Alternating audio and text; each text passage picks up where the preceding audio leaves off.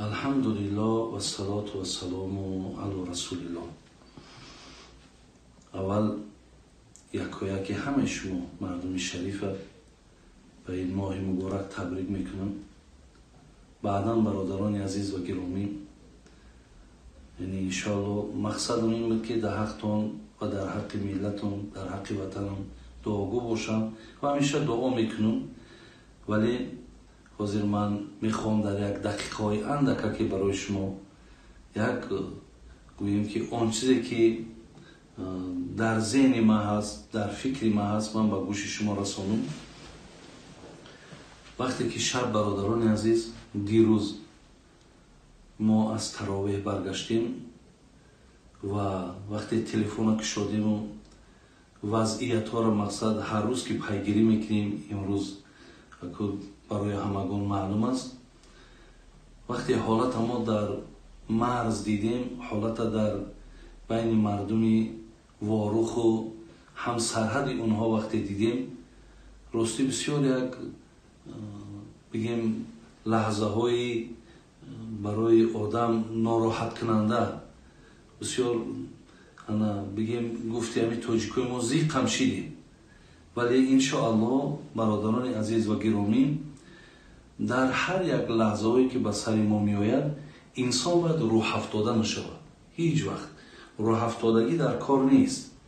فقط ما اولا به تمام مردم واروخ گفتنیم، شخصا من خودم، من دعا میکنم که الله مهربان اولا شما را حفظ کند و ما در پهلوی شماییم.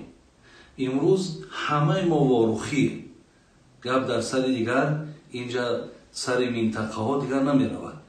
یعنی همه ملت با شما است، همه وطن با شما است، زیرا شما هم یک پارچه از زمین تاجیکستان مایید.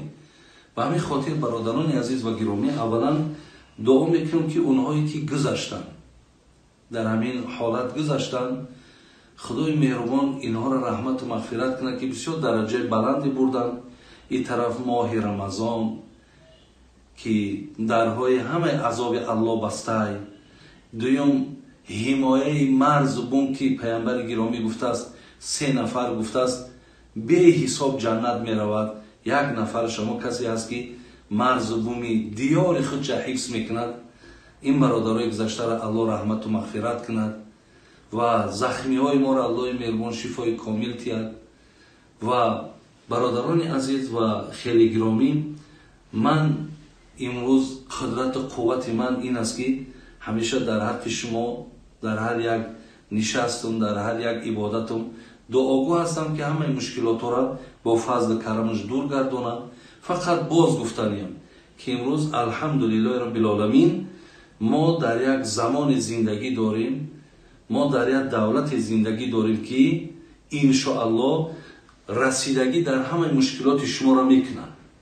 به این خاطر ما باید که هیچ وقت ایتری روح افتاده نشیم، شکست دیلم نشیم و هیچ وقت خودمانه ایتا آدم تنها و بی‌صاحبم برادر عزیز هیچ وقت احساس نکنیم. برای این من از برای خدا با شما گفتنیم برادر عزیز که قطعیتانیم، همراهتان هستیم و دعاگو هم هستیم. و امروز برادرایی که از ما هستند در کدام منطقه زندگی داریم، امروز برادرای عزیز و گرامی ساعتی آمده است که همون مرز و بوم حفظش، که این بگیم یک چی گوییم، یک زمین های تاریخی که برای ما و شما باقی ماندگی هست، انشاءالله هر وجب او را ما حمایه میکنیم. و اگر الله مهربان که ما مردم جنگ خان نیستیم، ما مردم مثال بگیم که جنگ کن نیستیم، لیکن هم گفتید تاجیکای ما جای جنگ جای ننگ، امروز جای ننگ که آمده است، الله مهربان او ساعت هم نیارد. اگر آورد هر یک نفر ما باید که برای حفظ حمایه امین وطن و ملک خودمان برادر عزیز 3 جانه، اگر 1000 جان که در کار شید برادر عزیز، ما باید که دادن من در کاره. برای این من انشاءالله بازم میگم خداوند روزهای سخت نیارد، روزهای وزنی را نیارد. خداوند دنبال این کار کشید با تنجی و خوبی را بیارد و الله مهربان همه تان حفظ کند. آمین یا رب العالمین. برادر عزیز و گرامی، من یک بگیم گفتنی پیشینه هم داشتم و باز یک بار دیگه با مراجعت هم میکنم که در کجای باشیم برادران عزیز، در کجای باشیم، در کدام منطقه از دنیا باشیم، شما فکر کنین که اگرچند که امروز ما با اسلام داریمونم، اگر به شرط بنازیم افتخارم کنیم، لیکن تاجیک بدنم ای مد نظر دور نکن. یک چیز دیگر هم است که ما تاجیکیم برادران عزیز. حقیقتا حاضر همین گپا برای بسیاری آدما شاید من نمیگم عادی میتاوه، لیکن دادرای جان ایرا عادی قبول نکنیم که امروز الله را سپاسگزاری کنیم که ما مردم حقیقتا یک دولت کردیم، یک ملت شدیم. امروز شکر الله مهربان از دیگر ملکا بیاین و ملک ما و شما را وصف کنن، تعریف کنن، ما خود ما ایستاده و تنقید کنیم، این برادرای عزیز با یگان قاعده و قانون نه دنیاش نه دینش موافق نمیآید. برای همین من دیروز یک برنامه را نگاه کردم، بعد یعنی که همین برنامه رو نگاه کردم، در یک شاید گروه 24 بود و یا شاید از دیگر همین اینترنت چندین گروه های پیدا شدگی است که دیگر سرفراش هم نمیره، هر کدامش که میشیند فقط و فقط سنگزنی ای، بد کردن ای، مثال بد نشان دادن ای. یک کس سوال میکند که برادر عزیز انا نمیشود که ما یک دانلو را پرسیم که ما در همین جا اگر بریم اشتراک کنیم در همین سرحد یکی بک شنمان ما چی درجه میبریم؟ او کس میگه که اینجا امروز جای دانلو پرسی نیست، یعنی مقصد دانلو را یک طرف بگذار. نه برادران عزیز، این چیزهایی را که کسی چیزی میگه من گمانم میگه که امروز ممکن همون آدمایی که خداشون وطن دوستدار میگن اونا از همین جنجال همیشه شاید که در دلکاشون کم کم با خرسندی هم داشته باشن که منطقه نارام شد، مقصد با یک راهی شد که من باید سنگ بزنم.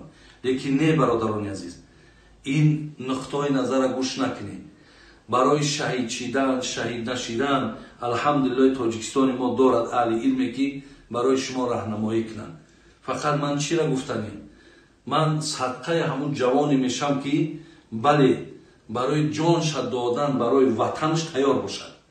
تو تیار باش، اگر خدای نکرده این دنیا بسیار در حالت نارامی است.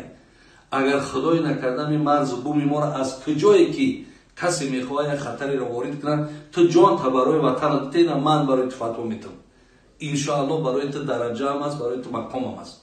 لیکن امروز ای خیلی مردم مقصد انا با خاطر مرز بوم که مقصد دیگر باشد این خیلی کردن در کار نیست. امروز روزی سرجمی است، امروز روزی ننگی که گفتم روزی ننگ است. ما باید برادرای عزیز گفتی همون شاعر که پشه چون پور شد بزند پیل را، کی باورش میاد که پشه فیل میزنن لیکن جمع شوند میزنن.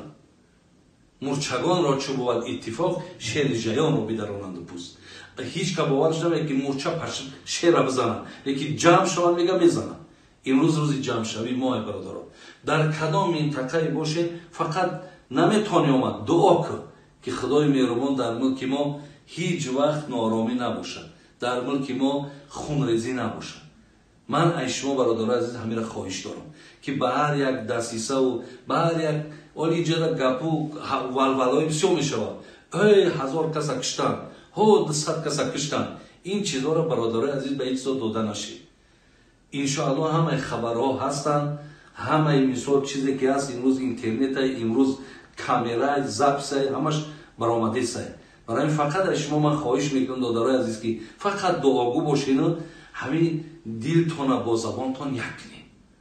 باز دعا میکنم که خداوند عمرتون دراز کنه و ایمانتون کامل کنه و این دیار ما را الله مهربان همیشه همین آرامی و آسایشتگی که داره بردوام نگه داره برادرای وارخی ما را خدای مهربان در این لحظات صبر تیاد و الای مهربان مشکلات ها را آسان کند و الای مهربان سرجمی این ملت نه اینکه امروز بلکه در تمام عرصه وجودی که ما داریم خدا همیشه این ملت سرجم، این ملت یکجا، این ملت یک زبان یک دل بگرداند. ربنا آتینا فی دنیا حسنه و فی الاخرة حسنه و قنا عذاب النار. آمین یا رب العالمین.